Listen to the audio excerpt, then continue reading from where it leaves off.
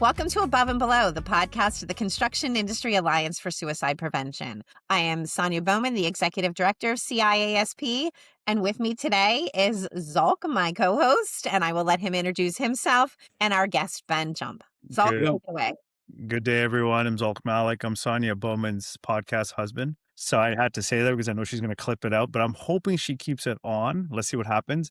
I'm glad to be here. Ben, looking forward to having some conversations about, the industry and the state of affairs and how we can make everyone a healthier person. Absolutely. Thank you for having me. Thanks for joining us. And tell us a little bit about yourself. Yes, my name is Benjamin Jump. Working up in the Capital District, Albany, New York. I currently work as a safety technician for a general contractor. Before I got into safety, I was actually out in the field doing the work. I've been a carpenter, I've been a precaster, I've been a welder, kind of run the whole gamut within the construction industry. Right now, like I said, just doing safety for a general contractor and trying to make a difference. Awesome. Thanks for joining us today. We're excited to have you. Thank you. So Ben and I actually know each other because we are working on a cohort together in New York that is bringing 5 contractors / unions together to talk about mental health and suicide prevention on a grant that the New York Office of Mental Health has. So Ben, why don't you just share a little bit about what we've been doing, if you don't mind? Yes, absolutely. But just having the conversation amongst our subcontractors, our general contractors, and just within Pike in general. There's a big stigma out there that nobody wants to talk about it, and just being able to have that conversation is really getting this off of the ground. I'm going to probe the hard questions here for you, Ben. Yes, We're going to just dive right in. let's do it. So you've been in the field. Yes. Right? You've worked your way up to the ranks. Now you're in a hybrid role because you're still going to be in part of the field for safety technician. Why is this an important conversation? It's important to me for 2 reasons. One, like you said, I was out in the field. I spent time away from home. I worked the long hours. I don't think I had an addiction or anything, but I was out there, drinking every night and just doing all the things to cope with being out of town, being away from people. So I've recognized that about me, that I've been in these situations where it could have affected me in a worse way. And, I'm better for it. The other part is that I've lost a good friend and neighbor because of this. He's in the construction industry, and it was, before this whole initiative started. And when it came up, I kind of wanted to do it in memory of him. He was a great guy. He was my neighbor across the street. Whenever my wife and I walked past his house, we give him the finger. We're like, F you, Kevin. I can't believe you did this to us. All out of love, but that's why this is important to me. And thanks for sharing the finger comment, because that it's true. It's true. It is. They leave a scar, right? Yeah. I mean, I can't imagine how much he was hurting to make that final choice, but it hurts us every day. And I think that's what people don't realize, that make that choice is, it hurts others. And thanks for sharing that, Ben. It's personal, right? Like, Yes. some of us have some more personal stories than others. We've had some guests on here, just like your head explodes. Thanks, Sonya. She doesn't warn me half the times. She just wants to see my reaction. We've come up with a term called construction warriors. And because really, you mentioned something earlier, that you were out of town. You weren't at home. And really, when you think about it, there's a whole period of time where warriors go to battle and they don't know where they are. They're in a foreign land, and they come up with these vices. What do you think some of the coping mechanisms you can use when they're away from home and they're on the job sites and they're not by their family, they're not by their friends? Well, we always try to tell people that, if you're working with a core group, that's your team, to kind of play off of them. But you also have to have good things to look forward to. You have to have events on your calendar to look forward to. This work, this job that everybody goes to every day, this is what you're doing so that you can do the fun stuff. Right. Don't live to work to live, the other way. Yeah. Don't live to work to live. Yeah. And it's hard. It's a hard thing to balance especially when you're away from home. Is there something you could recommend? Now you've been on the outside, you'd like call it a work camp, but it's not a work camp.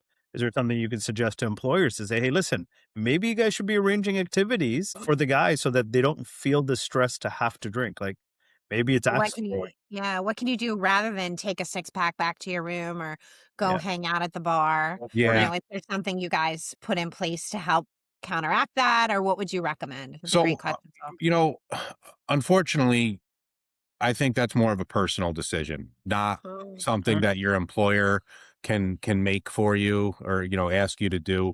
mm, I think that you have to make that decision personally, that you want to get better or feel better or do mm. things that make you feel better. Yeah. I'm not going to challenge the narrative, Ben. I think, yes, everyone's responsible for their own personal well being, without a doubt. But as an employer, like, I don't know if we don't know a lot about each other, Ben, but I've actually owned my own construction company. Luckily, when my guys were sent away, we would make sure that they had to have some activities to do, like whether it was a dinner together. But I think there's going to be a lot of employers that are listening here going, wait a minute, I can make a difference. And I'm going to say this to them, that arrange an event for them. It's not going to cost you a lot more than putting them up in a hotel for Yep. one extra night. Yep. That, you know what, and it's appreciated. So, you know what, a very simple event where you are, it could be just a movie, right? Like rent the room and put a movie on and offer beer and popcorn down there, as opposed to them having to go in solace to do this. Yes, absolutely. Yeah. Like you said, I think a dinner once a week on the company would be a great opportunity. A lot of companies will pay for employees gym memberships when they're out of town so Yep. that they can, Oh, that's a great idea. yeah, go and take care of that and, get some dopamine flowing. A running challenge, a walking challenge, something like that. Definitely Mhm. great opportunities there. Not beer pong, though. I'm just going to put Nah, that beer pong. Let's stay away from that. Flip cup.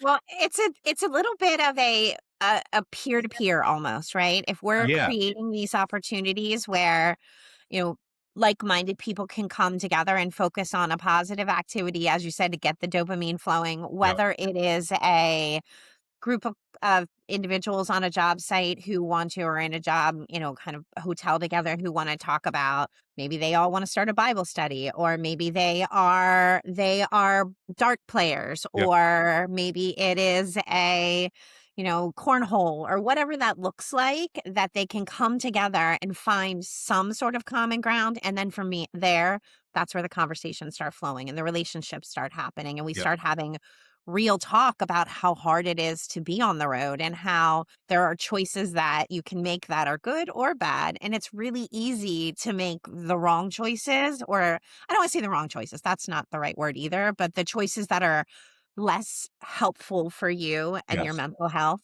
versus the ones that can make it harder to balance some of those struggles. Yeah. Yeah. And the stigma is still there because when I was in the field, I was the one who decided, well, I'm done drinking in the truck every night. I'm going to go to the gym. I'm going to go running. And you get a lot of flack from those same guys that were supporting you last week because you were having a few beers with them. Now you're doing something totally different. And if you don't stick with that, if you can't support yourself enough with that, then you could very easily go back to those bad, not bad behaviors, not as Unhealthy. productive behaviors. Mhm. I think it's really about that whole machismo side of Absolutely. construction, right? Like we're Yep. I think everyone's going to get together. Could you imagine a universe where you guys all go for pedicures together? I would love that.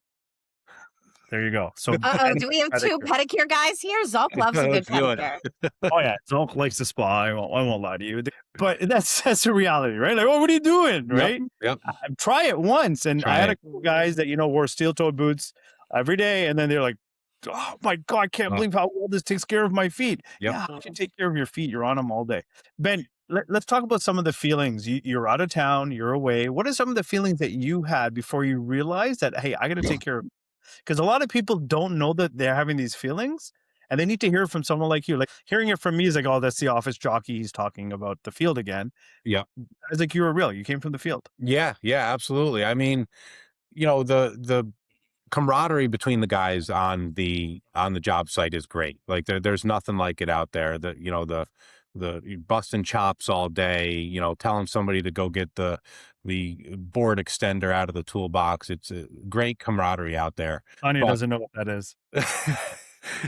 you have to you have to take Yeah. time for yourself. The loneliness, even though you're around all these guys, the loneliness epidemic is there. I mean, that's what I was feeling when I was out there. Regardless of being around all these guys, I was feeling lonely. I was feeling depressed, and I had to figure out what was going on, and I just wasn't doing enough to have these feel good feelings, these dopamines being released. You're under pressure from the office. You're 2.5 hours away from the office, but you're feeling all this pressure to get done. You're not getting the attaboys that people need, no matter Right. what, no matter what division you're in. You need to get that attaboy. You're doing a good job, and you just don't get it out there. So that you touched on a really good comment about the data boys or the data persons or data girls out Yeah. there.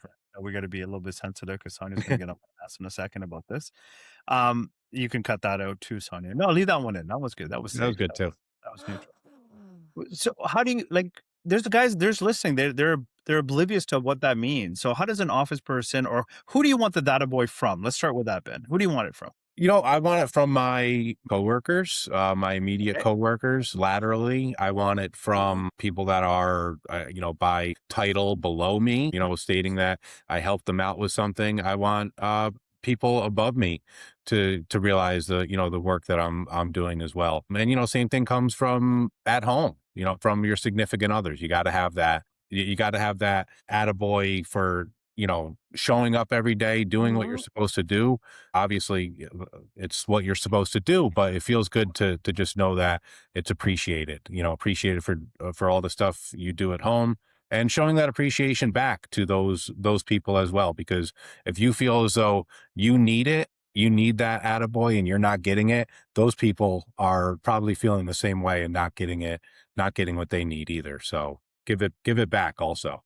Yes. That's a really great point, because I don't know that we think about that when our construction warriors are on the road and they are isolated themselves and feeling like they're lonely and that they're not getting the support maybe from their family or their coworkers or what that looks like. There's someone at home too, potentially, that is carrying an additional mental load, that is trying to keep all that together Yeah. while their person is potentially also is gone. And so there's a lot of challenges that can come out of that in many, many ways. Yes. And I think that's a really great point and a reminder to all of us that we have to stay connected both at work and at home to be able to recognize each side of this coin. Yes, absolutely. And, I think, this is obviously a problem in the construction industry that is mostly male dominated. This program is mostly being pushed towards,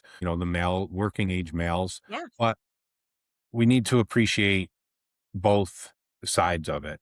Like you Mhm. said, there's a mental load going on at home that we're not thinking about, but maybe, the people at home aren't thinking about our mental load either. It has to Right. be, it has to be balanced. There has to be Mhm. appreciation. And no, I know this is going to be aired during Men's Health Month, which we talked earlier, Ben. I think Men's Health Month should be every month, just for the Yes. record.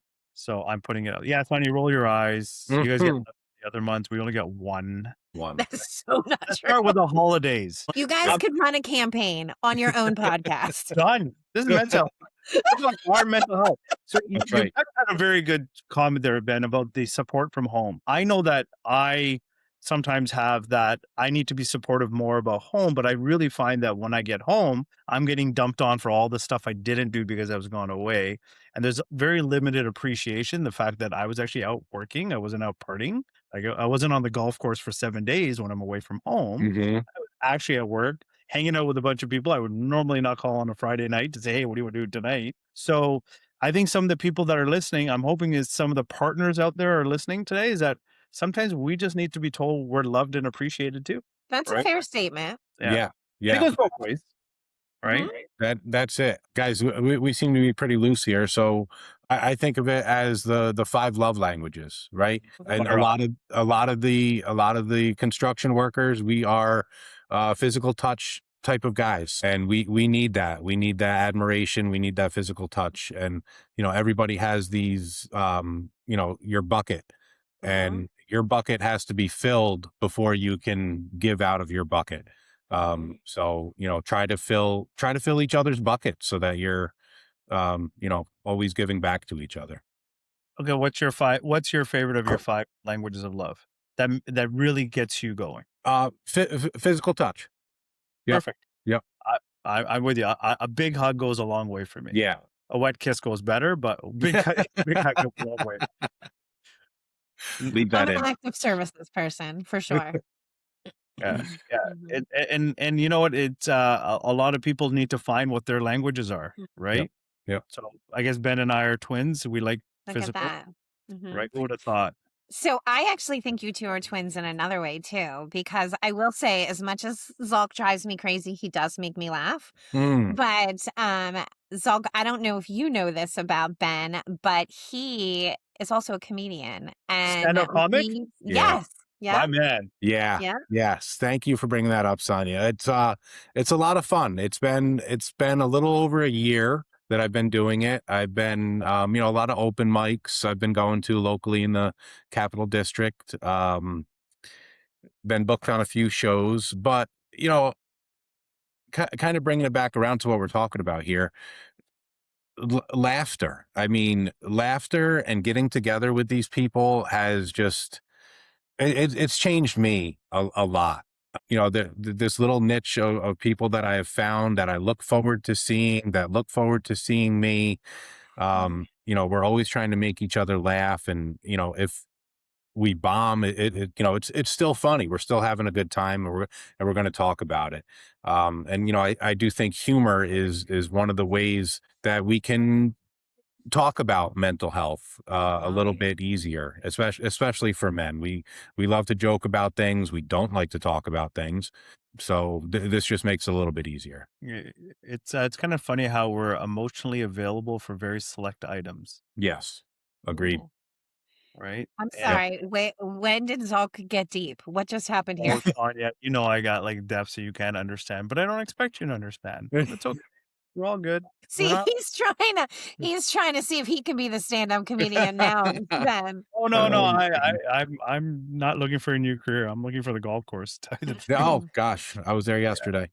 Oh, nice. Oh That means yeah. you had nice weather. Everyone had nice weather. Up. You guys had nice weather too. You're in Philly, right, Sonia? We did, yeah. Good. Yep. Finally, winter's almost over. Where are Oh, you? my I'm up in Toronto. Oh, gotcha. You have some time. Yeah, we're across the other side of the pond for you Yep. guys. A big pond, but it's a pond. Good. So you mentioned about laughter, and I've noticed that job sites that are lighthearted over my 30 years of being in the industry is that lighthearted job sites usually require laughter and a group of people just having a good time and telling jokes. Yep.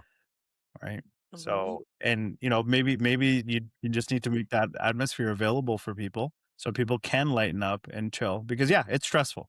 It is. Schedules are stressful, budgets are stressful, manpower availability or workforce availability, can't say manpower all the time, but workforce availability is very stressful because guys don't show up. Yep. You thought you had 12-person crew, now you're down to 10, but you still got to deliver on the same schedules. All these things are real variables. And then there's weather. We don't all live in the prettiest part of California where it's like, oh, it's sunny every day. Sunny every day. Yeah. Yeah. So screw them. Hope they get sunburnt. Uh, don't get me wrong. I'm going to live out there anyways. Weather is another factor that we have to think about. And weather changes our mood. Like I know when it's gray outside, I'm not a happy person. Agreed. Right? It takes a Agreed. lot of energy for me to get happy. And I do not look forward to going outside when it's gray and it's wet. I'll take, Imagine having to be out working in that day in and day out, right? Right. It Yep. definitely has an yeah, effect on people, for sure. yeah. So cool. Out of the time you spent in the field, what's the one thing you could share with everyone out there right now? This is one little thing that they can make a change on. I know it's a pointed question, but what's one little thing that they can make a change on that's going to help not just them, but their whole core of workers around them that could, one thing they could start to implement? I really think just checking in on each other, asking not the hard questions, but asking, what do you have to look forward to? What's coming up in your life that you're looking forward to? How was your weekend? What did you do? Did you, and then I guess based on what their answers are, take it from there. Are they, not doing what they should be doing? Can you help move them along in the right direction? Pay attention to the guys that you're working with. If they're having any, big changes from life events or stuff that's going on with them, just talk to them about it. I really think just having conversations around it is a great way to get started. That's awesome. Thank you. So I want to shift gears a little bit, if you don't mind. There's obviously still a ton of work that needs to be done. And there's so much, obviously, that we just talked about that is being done. There's conversations that are shifting. But I would like to shift to postvention, if you don't mind. And I know it's a really difficult topic. And, we could have the shoulda, woulda, coulda conversation for a huge segment of a whole podcast or more. But there are lessons that come out of a loss. And I know that your company just had one. And so I would like to just maybe talk a little bit about that if you're comfortable doing that. Yeah, yeah. I think that we've been getting a lot of that incident opened up a few thoughts for us. We've been doing a great job getting this information, these conversations out to our field crew, out to the guys, boots on the ground. Because this was a long time office worker, it made us think to ourselves, are we doing enough to get this information to the whole company? Mm. Because I do think that this was definitely focused on the boots on the ground people, Mhm. as it should be.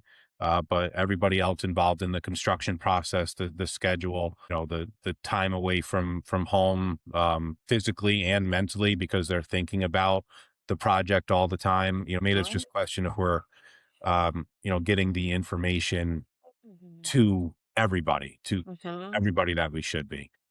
And it made us realize that we had a hole in our postvention. We were Mhm. kind of scrambling as far as what to do after this, how to communicate it with people, how to help people that are going to be affected by this, the communications around it.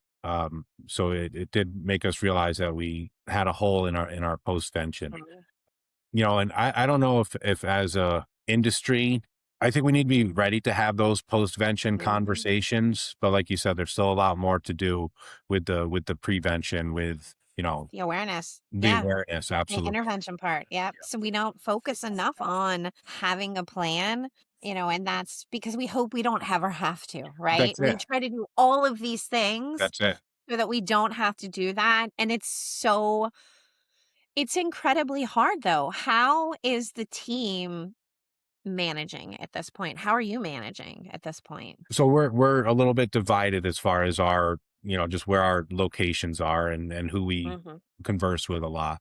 The people out in Rochester who had been working with him he'd been in the company for 20 plus years. Mm. They took it hard. They know his family, his kids. They're doing the GoFundMe's and stuff like Mhm. that. So it was hard. We were able to bring people in out there to talk and, offer some extra time off or whatever Mhm. people needed. It's like spontaneous combustion. It's not a problem until it's a problem, Sure. and you have to deal with it. Mhm. Um, so yeah. What was the one thing that you think had the biggest impact from a support standpoint? If you were to say, like, hey, we've been through this now, when you're just know that it's something to have as part of your plan, what's the one thing people should put in place for if this ever happens or a critical incident in general happens? Yeah, I think people are much more aware of just how people are acting, their personalities, just paying more attention to it. And, they're also looking at their workloads as well and, Mm, seeing if they can divert some of it to somebody with, a lesser workload. So that has been the few benefits that have, I guess, come from this. that's awesome. I Yeah. mean, I hate to use a cliche, but there's sometimes a silver lining and we have an opportunity to examine things differently or to look at what we can do differently or how we can support each other to be able to create safer and more compassionate workplaces. Yep. And I think Sonia, today is probably the first time we touched on the fact that we spend a lot of time on the field side, that Hmm. sometimes we're not focused on the office side. And this is kind of an example that it's pervasive on both sides, office Yeah, or field. Yep. It exists. All right. The people that you absolutely. least expected might be doing it, that might have thoughts as well. Yes. Hmm. Yep. Yeah. Yeah, absolutely. So, and actually, well, I obviously this coworker that we lost, he was, a project manager. And then my buddy, my neighbor, involved in the construction industry, just on the finance side of it. So again, the numbers are there as well on that side of the. Yeah. Suicide doesn't discriminate. No. It doesn't matter if you are, highly educated and leading a company, or you are highly educated and you are a crafts worker or Yeah. anywhere in between, or a trade professional. It doesn't pick a spot. Yeah. Right. Well, Ben, thank you for sharing so openly with us today and Yes. for talking a little bit about your comedy and what it's like to, really be in these situations. We know that our audience needs to hear that. So Zulq and I like to end every podcast the same way. And we like to ask our guests what their word of the year would be or is. So some people choose it in January. Some people choose it at different times of the year. So we'll ask you and then we'll share with you what ours are. My word of the year is going to be laughter. Ah, It's I love it. it's just it's very important to me. There Mhm. is not a scenario that I can't find the humor in. Well, if it's dark humor, that Zulq, I think you can agree with the dark. Like it's humor. Yeah, Love it. it's going to be humor. It's going to be laughter. It's very important to me. You have to find the light side of everything. Awesome. Zulq, how about you? Share yours next. I'm still stuck on it. By the time this airs, my daughter celebrated her birthday, but I exercise gratefulness, Ben. So I'm grateful just because it's something that kind of came up. I want to share this with everyone. People talk about how life is complicated Mhm. in North America, and we'll say Canada, United States, and part of Mexico for that matter as well. But if you look around the world, we live in the best top 2% of the whole world, right? That's We do. everybody. We're not talking about any socioeconomic statuses at that point in time, but we live in a part of the world where we're in the top 2% of the world for so many apparent reasons that, you know what, if people could just wake up and go, oh my God, I'm living in the top 2% of my life, Mm-hmm. of the planet, right? Now we're closing on what, 8 billion people? That's a pretty privileged place to be. So I just wake up, I'm grateful, and I try to exercise that. I don't know. Sonia, I think I got to think of a word for next year, but I'm going to hold on to grateful. I love it. Well, my word is community. And Ben, I am grateful that you are part of our community and that you both made me laugh today more than I think we've ever laughed on a podcast. So I love that as well. Thank you for being with us today. Thank you to our listeners. And we hope that everyone has a great Men's Health Month. Yes. Thank you, everyone. Take care. Thank you. Thank you.